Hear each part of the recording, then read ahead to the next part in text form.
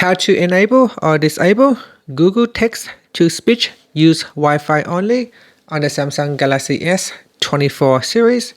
First, tap on the home button to go back to the home screen. Then swipe down at the top and then tap on the settings icon.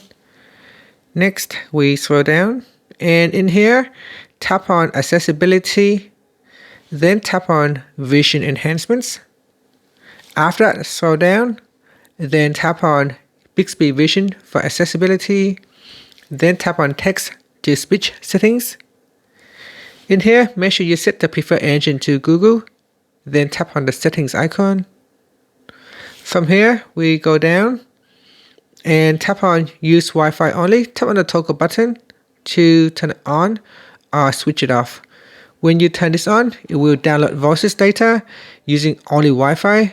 This conserves data usage.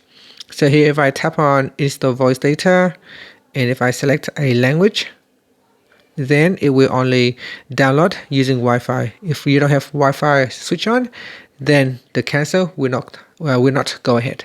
And that's it. Thank you for watching this video. Please like and subscribe to my channel for more videos.